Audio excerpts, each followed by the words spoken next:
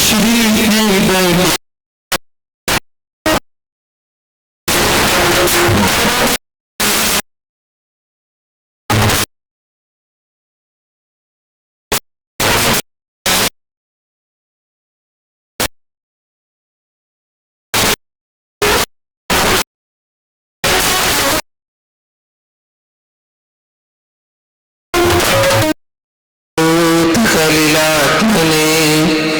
सालोकानां त्रिलोकानां यद् विद्यादर्पणायते। पंच परमेष्ठी भगवान की, देवाधिदेव 1008 श्री पार्श्वनाथ भगवान की, वर्तमान शासन विश्व प्रभु श्री महावीर भगवान की, आचार्य श्री समंतभद्र स्वामी जी महाराज की, संत श्रोमणी आचार्य गुरुवर श्री विद्यासागर जी महाराज की।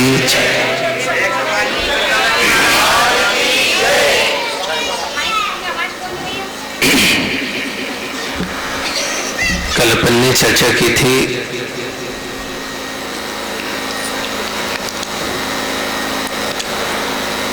निकांक्षित अंग के अंतर्गत धर्म की धारा में अपने आप को जिसने ढाला है और को जीवन का अंग बनाकर जिन्होंने अपने जीवन को जीने का संकल्प लिया और जिसने धर्म की मान मर्यादा के साथ जीवन की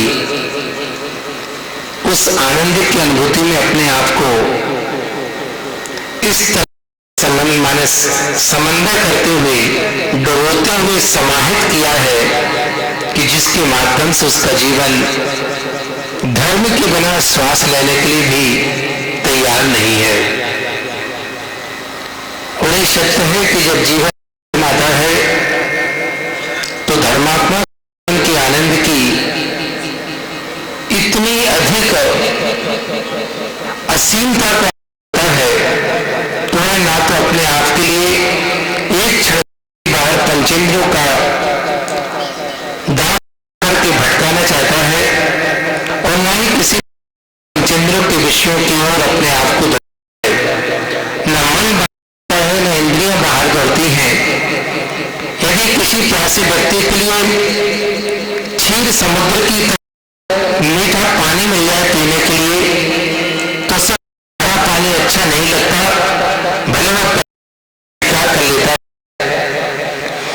इसी तरह एक बार की आत्मा को आनंद की अनुभूति हुई है वह फिर संसार के विषय को अपने आप को न बाहर अपनी शक्ति एनर्जी को नष्ट करना चाहता है। वह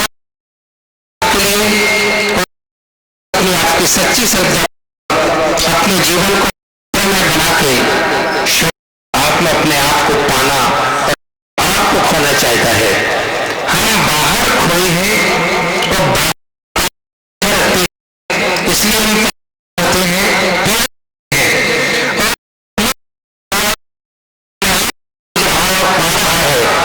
उसकी न तो आकर्षण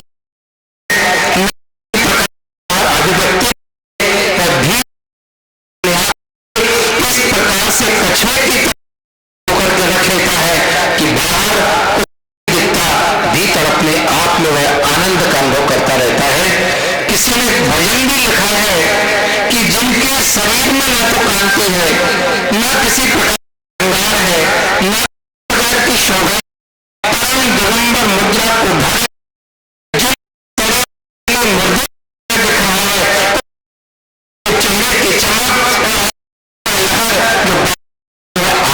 से है क्योंकि जिसके भीतर जितनी चेतना की चांदनी बिखरी है उसके भीतर उतना ही आनंद का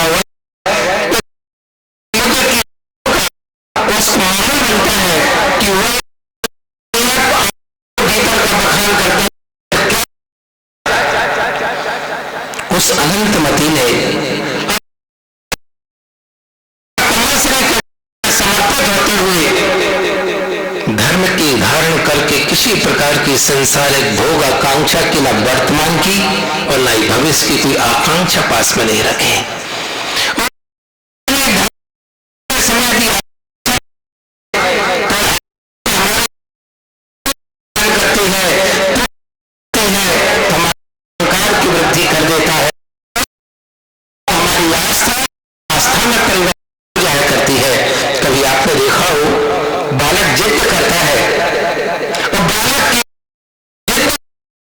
उसके भीतर की उत्तेजना है,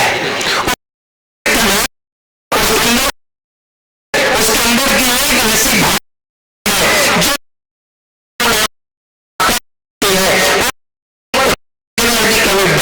आती है, तो उसकी उत्तेजना कभी किसी प्रकार से पतन का कारण, सर्वनाश का भी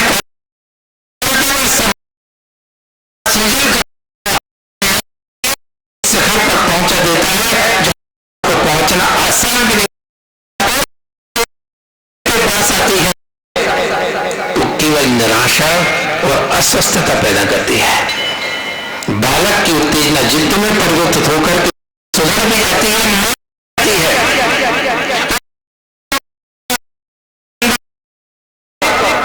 स्वयं को परेशान करती है कि बाहर हुए परेशानी का रूप पैदा कर लेता है। इसकी आकांक्षाओं की गर्त में उन्होंने अपने आप को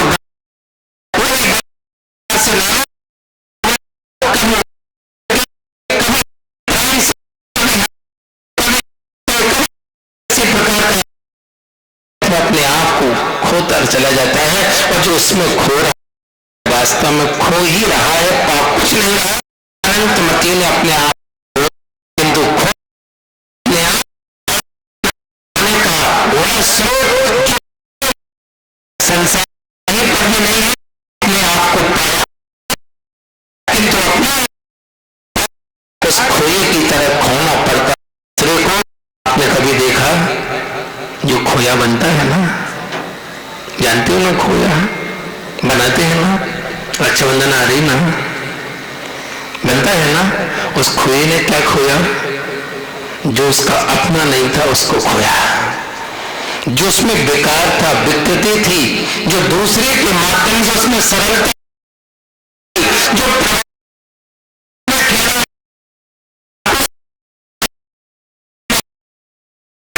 जो स्वीकृति दी,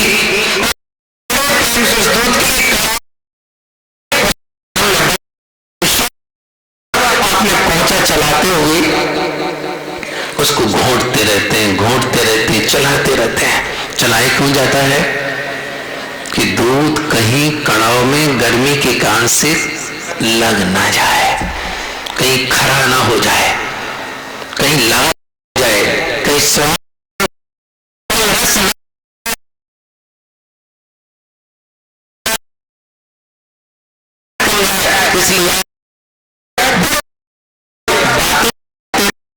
लेकिन आंखें वही रहती हैं। ये तो आपकी कला है, ये आपकी सामने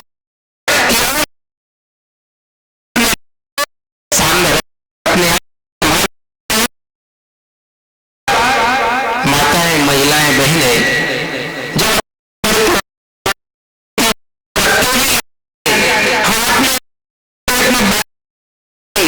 उसके बाद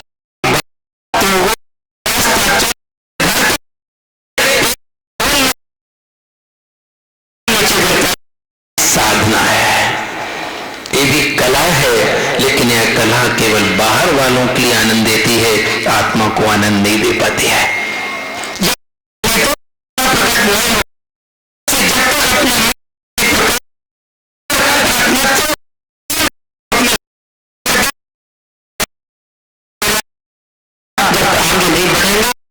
भीतर का आनंद नहीं आता है, और खोया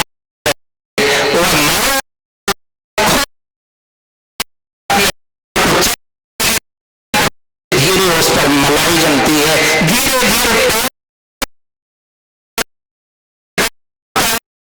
धीरे आप दूध का भी मोह छोड़ते हैं,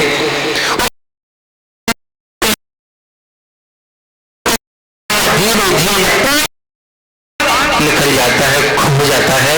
आप बड़े आनंद के साथ कड़ाव को कपड़े से पकड़ के नीचे उतार लेते हैं, बिना पकड़े मत उतारना। क्या होगा, क्या होगा? समझदार तो हो आप, सारी जिंदगी बिना पकड़े तो जा रही है। ऐसी गरम गरम कसायों के बीच में रह करके अपने आप को जला ही तो रहे हैं।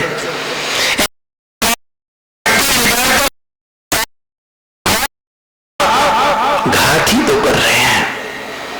बंधु, कभी राग के द्वारा जलाया है, कभी द्वेष के द्वारा जलाया है, कभी मान के जलाया है, कभी माया चारे के,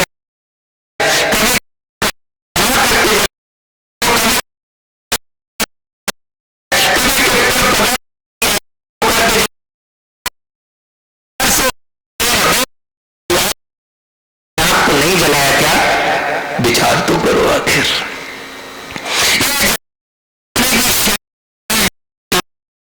संसार को सहलाने वाली हैं, बढ़ाने वाले हैं।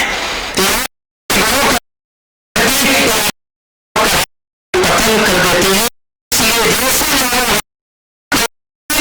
यानी क्षमता रूपी वस्त्र लगा करके कोई भी विकृत माहौल बन जाए, उसमें समता रूपी एक प्रेम का वस्त्र लगाना और आराम से नीचे रख देना। क्रोध मत करना, गुस्सा मत करना, कसाय मत करना।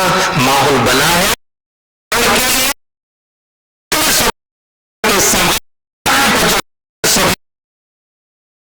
तो साधन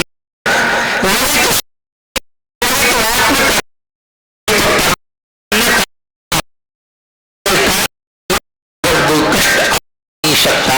अरे सीता जब अग्नि में जाकर के भी बिना जले बाहर निकल सकती है और हम अग्नि के बाहर रहकर के जलते रहते हैं, ये कितनी बड़ी दाहकता है।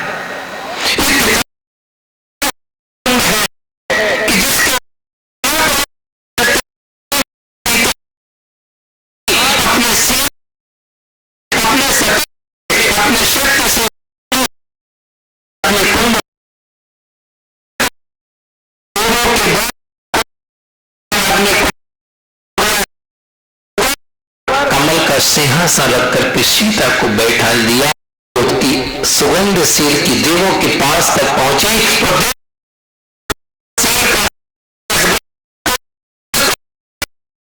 उसकी सारी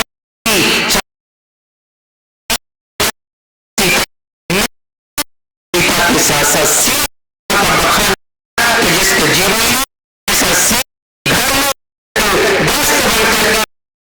संतोष ध्यान करता है मन से, उसका जीवन अग्नि में जाने के बाद ना जले बाहर आ जाता है। ऐसी महिमा जीवन में सब वही आनंद का कारण है।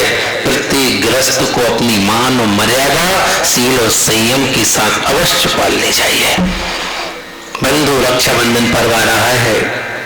तो रक्षाबंधन पर्व केवल कलाई पर कच्चा धागा बांधने का नाम नहीं है, केवल माथे पर हल्दी कुमकुम का तिलक लगा देने का नाम नहीं है, केवल भाई के लिए श्रीफल और रुमाल दे देने का नाम नहीं है, केवल भाई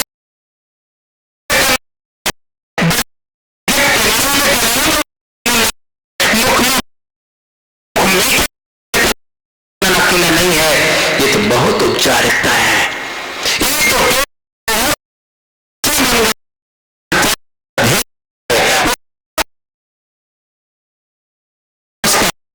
मंजिल मार्ग क्या है, उसकी ओर हमें देखने की आवश्यकता है।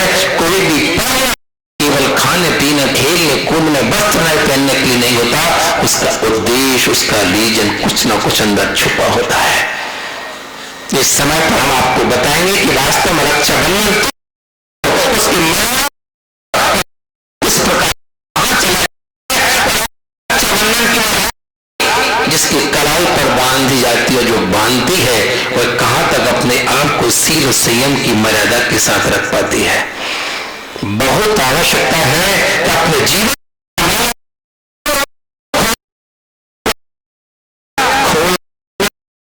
अपने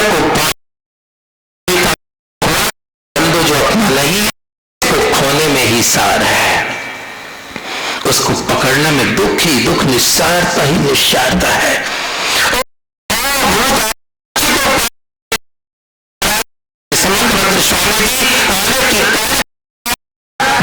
चिकित्सा में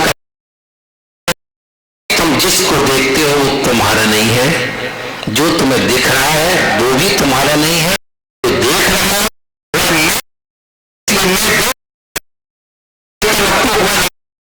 मैं दूसरों के प्रति होकर के अपने आप के आध्यात्म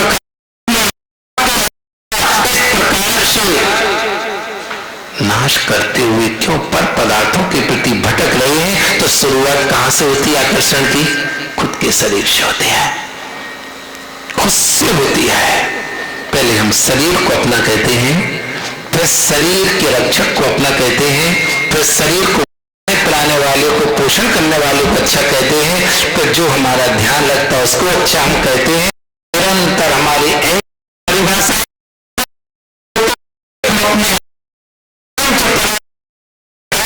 अपने आप को केवल अशुद्ध तो है किंतु महा अशुद्धि का सोपान स्वरूप शरीर को अपना मान करके देह जीव को एक गिने बहिरात्म तत्व होता है। बहिरात्मा मिथ्यापने का वो परिणाम पैदा कर लेते हैं। उस मिथ्या के संसार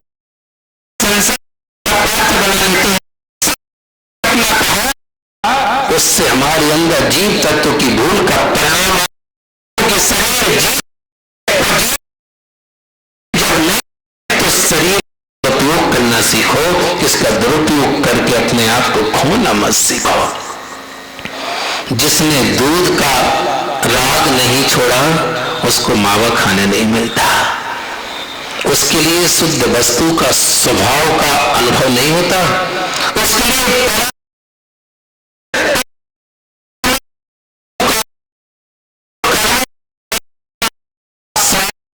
मीठा नहीं होता, कड़वा होता है।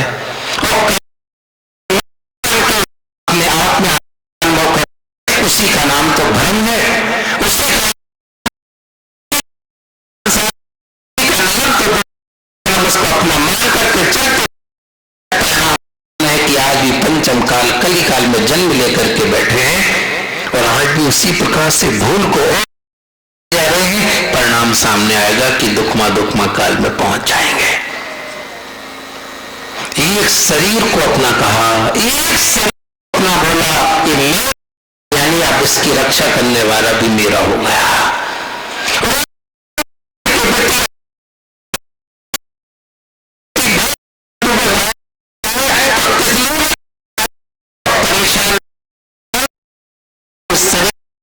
परेशानी का अनुभव भी नहीं करती है। बहुत आवश्यकता है शरीर के स्वभाव को जान लो और ज्ञानी बनकर के संसार के रास्ते से दूर हो जाओ। घर में रहना भी बंधु एक प्रकार से बुरा नहीं है, लेकिन घर अपने भीतर रहने लगे तो सब प्रकार से बुरा ही बुरा है। घर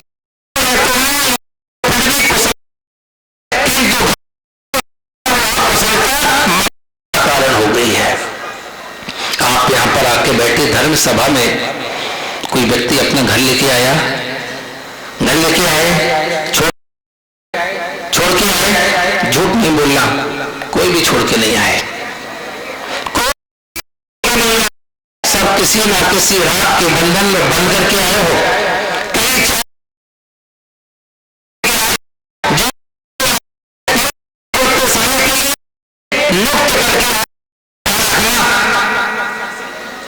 तुम्हारा घर यहां नहीं आया जो मिट्टी का बना, लेकिन भावों का घर तो तुम साथ में लेकर के जी रहे हो। उसी का नाम है कि घर हमारे भीतर आ गया है। और जब जब घर भीतर आया है आत्मा बेघर होकर के भटक रही है।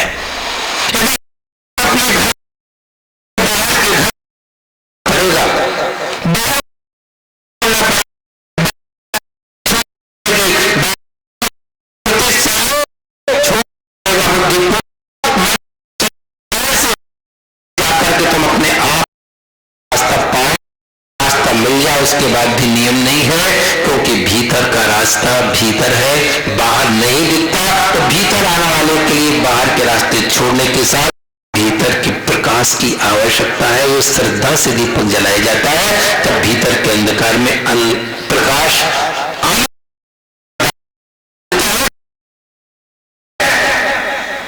इसलिए अच्छी तरह से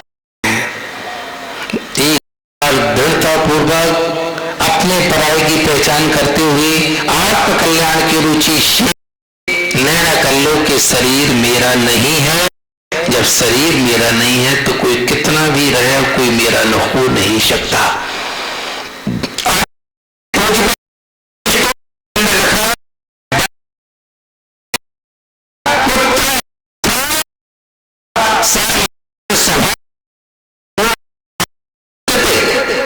वो कहते हैं ये शरीर मेरा है, ये घर मेरा है, ये स्त्री मेरी है, ये पुत्र मेरा है, ये मित्र मेरा है, ये शत्रु मेरा है। ये 7 तत्व हैं पूरे। ये घर मेरा है, ये शरीर मेरा है, ये घर है, ये कलत्मान स्त्री मेरी है, तारामान स्त्री मेरी, पुत्र मेरा है, मित्र मेरा है, शत्रु मेरा है। एक को अपना कहा बतौर ग्रहण धन, ये धन मेरा है। 7 तत्व हैं संसार की बढ़ाने वाले हैं। दे हमारे करने वाले 7 तत्व हैं जो कुतत्व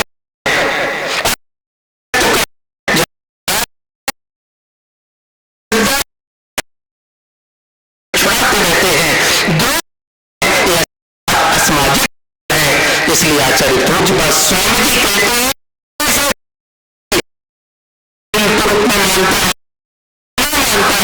सर्वथान स्वभावानी, ये 7 ही हमारे स्वभाव से सर्वथा अन्य है, भिन्न है, लेकिन हम उनको अभिन्न बना लिया। अपने आप के लिए उनसे जोड़ करके उनको कुछ होता है तो हमें पीड़ा होता है। बंधु इतनी एकाकार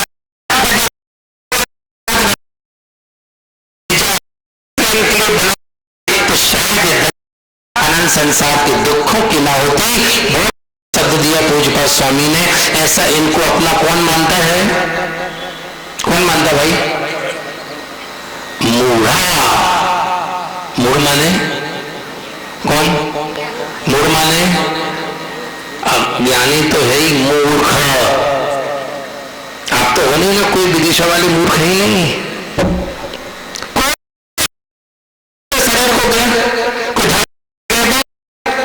आप तो कहते ही नहीं है। हम तो बार बार सोचते हैं कि भगवान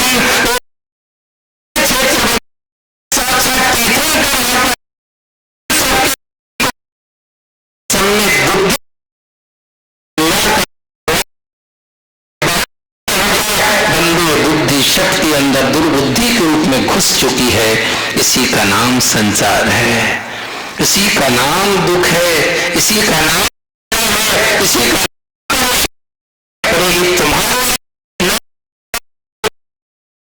भटकाने का काम करती है। इसलिए अच्छी तरह से याद रख लेना कि दुख बाहर नहीं है, दुख भीतर है। एक बड़े व्यक्ति ने आके पूछा, महाराज जी संसार में बड़ा खराब समय चल रहा है। हमने पूछा क्या हो गया भाई? बोले चारों तरफ देखो ऐसा ऐसा हो रहा है। तो समय खराब हो गया कि तुम खराब हो गए? समय खराब? यदि समय खराब है तो पूज्य गुरुदेव बीनावार में बैठे, उनको भी खराब होना चाहिए।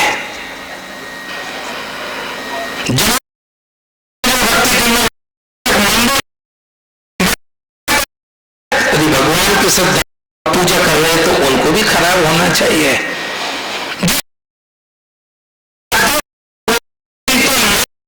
उस समय भी खराब होना चाहिए। यदि समय खराब है तो सबको खराब होना चाहिए, लेकिन समय खराब नहीं है, खराबी हम में आ गई है।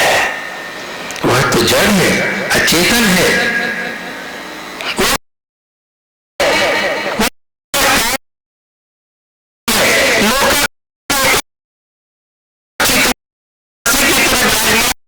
वो खराब नहीं है, वही चौथे काल में भी था तो ये पंचम काल में भी है।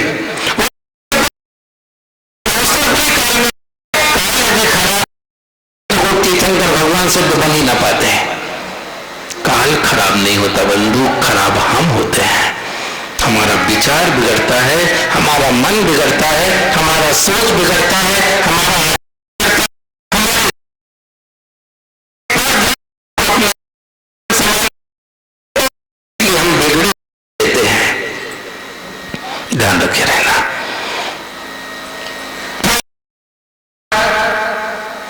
संसार बड़ा दुखी है।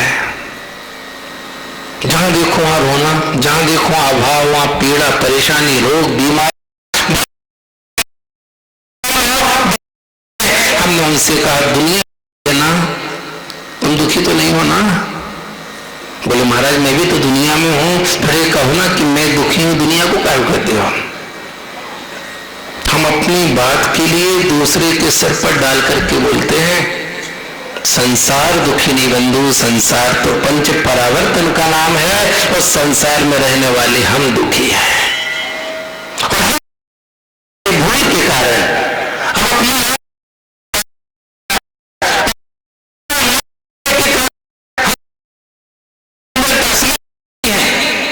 संसार दुखी होता तो शायद कोई सुख प्राप्त ना कर पाता। इसलिए संसार दुखी नहीं, संसार में रहने वाला मैं अपने दुखी हो रहा हूं। इसलिए है कि हम अपने आप को समझें कि हम दुखी हैं। संसार बंधु किसका नाम? इन व्यक्तियों का नाम संसार है क्या? इस बिल्डिंग का किसका नाम? जो हमारे भीतर आग बीज घुसी उसका नाम संसार है। जो आंखों से वो संसार नहीं है, वह तो पंच परा स्वरूप संसार है। लेकिन वास्तव अपने विचार इसलिए हम पंच परा चक्कर लगाते हैं तो अपनी भूल के कारण से है। इसलिए दुखी हम हैं। ये बात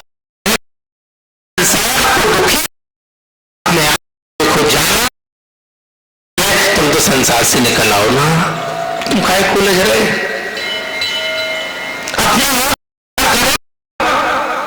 कभी आपने देखा हो एरंड का पेड़ होता ना, क्या एरंडी बोलते ना, होता है। उसमें जब भी फल लगता है, फल लगने सूखता है, सूखने से चट उसका बीज कहाँ जाता है? कहाँ जाता है? नीचे। पहले ऊपर ही जाता है, क्योंकि जीव का स्वभाव ऊर्ध्वगमन बता रहा है। और यदि हम ऊपर नहीं जा रहे तो हमारा स्वयं का दोष है। ये स्वयं का अपराध है कि हम ऊपर जाने तो नीचे पहुंच जाऊं। कैसे जाओगे? एक साथ दो जाओ ऊपर। आचार्य भगवान कहते हैं ऐसा जो व्यक्ति पर पदार्थों को अपना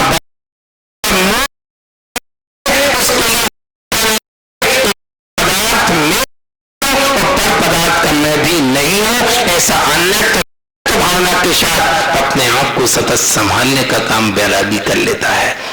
ऐसे वैराग्य की दृढ़ता के लिए आचार्य से आगे की श्लोक अच्छी तरह शरीर स्वभाव तो सोचो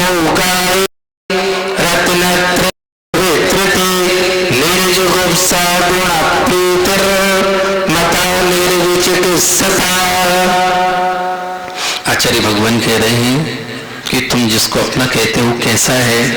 असुचि है, अपवित्र है, गंदा मलिन है, जिसके अंदर से है, बाहर की गंदगी दिख जाती, नाली दिख जाती, आप नाक सुकोड़ लेते हो तो शरीर की नालियों में से गंदगी बहती रहती है, कोई विकल्प ही नहीं आता है।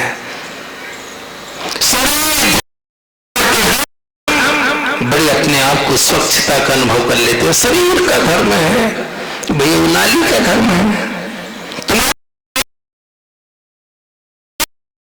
उससे क्यों नाक सुकोड़ते हो? बंधु बाहर की गंदगी हमारे लिए अपने गंदे परिचय देते हैं। शरीर को तुमने जिस प्रकार से राख करके उसकी गंदगी बता रहे हो कि बाहर नाली में गंदगी जा रही है, अर्थात तुम्हें भी तो जिसके अंदर नाली बह रही वो शरीर भी वैसा ही तो है।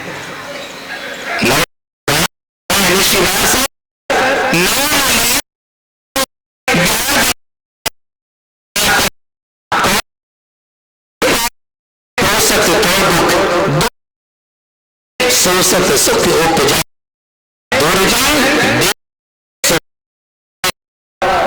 क्या लिखा समझ गए ना, मूर्ख प्रीति बढ़ावे। इससे शरीर से जो दुर्जन के स्वभाव की तरह है कि आप यदि दूध के सांप के लिए कितना भी दूध, वह सांप दूध नहीं देता, अमृत नहीं, बदले में जहर देता है, मृत्यु देता है।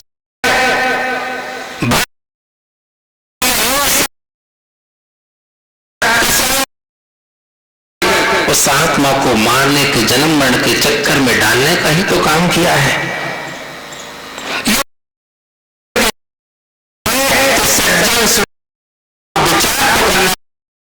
इसकी संगति में लग करके अपने जीवन को क्यों खो रहे हैं? लेकिन हम तो इतने खुश हैं, इतने खुश हैं, इतने खुश हैं कि शायद भगवान भी नहीं होंगे। शराबी जब शराब पी करके किसी नाली के किनारे पर पड़ा हो और कुत्ता आकर के उसके मुख चाट रहे हो, उसके मुख में लघुशंका भी कर रहे हो, और वह पड़ा पड़ा बढ़िया जीभ निकाल के चाटता हुआ क्या सोचता मालूम है कि मैं ही संसार का सबसे बड़ा चक्रवर्ती हूं, मुझसे बड़ा सुखी कोई नहीं है।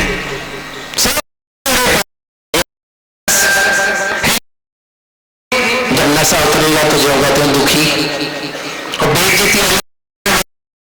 अपनी आत्मा को सोचो का मदरा में ऐसी स्थिति नहीं है। हंसी आती है इस मूवी अनंत काल से शराब को पीने वाले पर कभी धिक्कार आया, कभी विचार आया, कभी अपने अंदर सोचा कि हम कर क्या रहे हैं? आचार्य महाराज कह रहे शरीर स्वभाव से असुचि है, तुम सवेरे से उठकर के इसकी सेवा में लगते हो। मालूम है गंदगी कौन साफ करता है? कौन करता है? अरे बोलो तो सही। अरे हम तो बाहर की गंदगी की बात करता है? तो आप क्या हुए? बताओ जो साबुन करते वो कौन होते हैं? क्या हुए भाई? बोलो तो। अब शर्म तो हुई।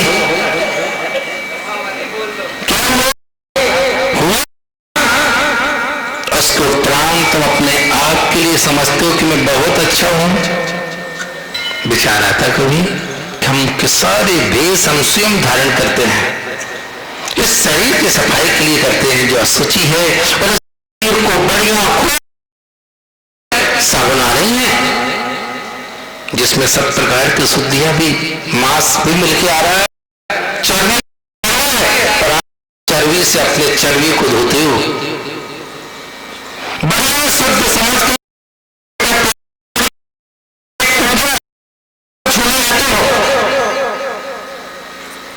महापाप, महापराध, कहां शुद्धि है?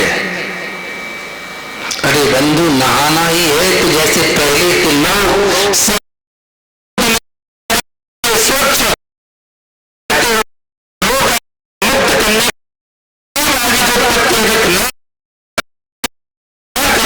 पूजा कर सके,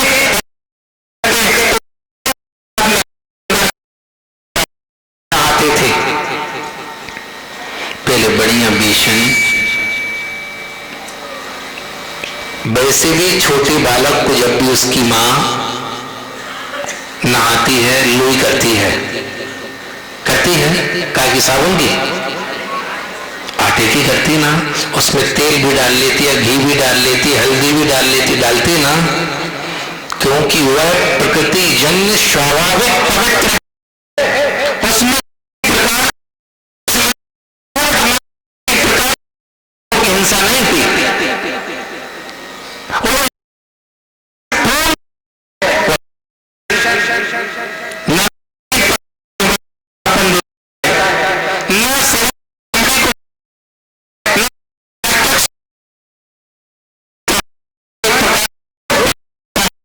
उसको लगा करके इतने मंदिर आ जाते हो, आज कास्टिक सोडा का उपयोग, और पहले की घर की शुद्धि वह मुल्तानी माटी और खेत की काली मिट्टी, मातृभूमि का वह प्यार, उसको छूते ही मिलता था। आज सेंट डाल करके सुगंधित बनाया जाता है और तुम सेंट का उपयोग करके अपनी गंदगी को छुपा तो लेते हो। छुपाती है क्या? नॉर्मल द्वार से गंदगी बह रही, कितना सेंट, कितना इतना पाउडर। अरे कोयला के लिए कितना भी आप चमकाओ काला ही निकलेगा, कितना भी उससे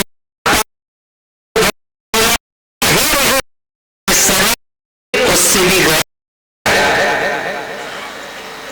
लकड़ी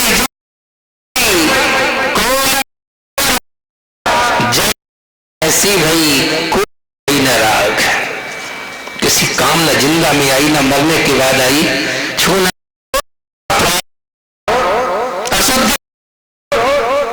जिस शरीर को हम इतना पालन पोषण करते हैं, आचार्य महाराज कहते हैं इसका स्वभाव अशुचि है, समय आपका हो गया है। आप पवित्र रत्नत्रय के साथ आपने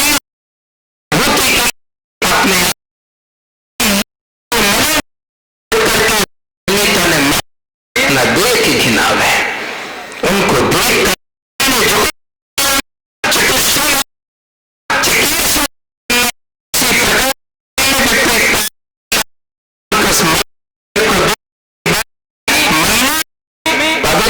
विशुद्धि सब निर्विचिकित्सा अंग। बंधु, शरीर की सुंदरता से मन की आत्मा सुंदरता का लक्ष्य नहीं है, ध्यान रखे रहना। शरीर की साधना के द्वारा मुर्दे की तरह भी हो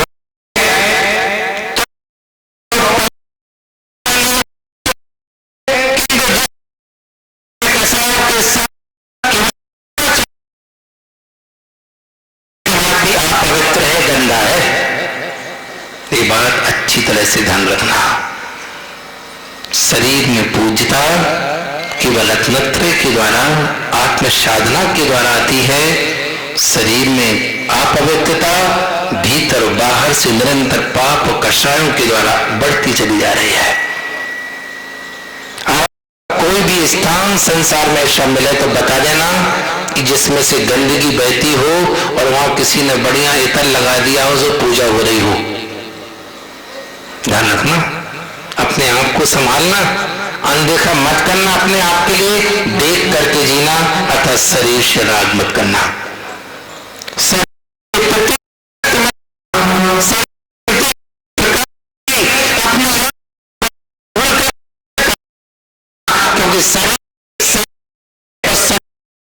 जो क्रम सा जीवनता की ओर जा रहा है, का नाम है शरीर।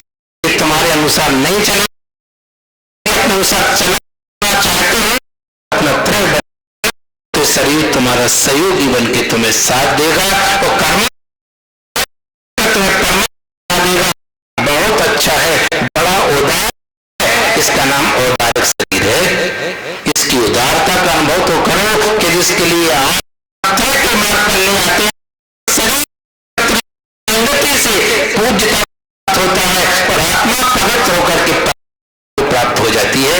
इसी भावना से कि आप अपने आप को देखें, संभालें, शरीर के प्रति, परिवार के प्रति, धन संपत्ति के प्रति, स्त्री पुत्र के प्रति, शत्रु के प्रति किसी प्रकार के परिणामों विकृति न, अपनी मान मर्यादा का ध्यान रखकर सीता की तरह सुराग तो उस व्रत की मर्यादा महानता आदर्श रूप में स्थापित करें और साथ में शरीर के प्रति अनासक्त हो। शरीर अग्नि में भी जाए तो भी वह कंचन मन के निखरे तो उसकी कीमत है, और जो कंचन के पास भी रहे फिर भी वह कचड़ा हो जाए उसकी क्या कीमत है। इस बात को जरूर देखना। बोलो श्री महावीर भगवान की रूप में कि वह अपने अंदर ऐसा भाव रखे, उनका परिवार भी ध्यान रखे कि यह परमात्मा की वेदी हमारी आत्म कल्याण की निमित्त है। और हमारे पिताजी ने, दादाजी ने इस मंदिर में स्थायी पूजन के नाम पर कि सतत श्रावक आके पूजन करते रहें और पूजन के द्वारा अपनी आत्मा को पूज्य बनाएं।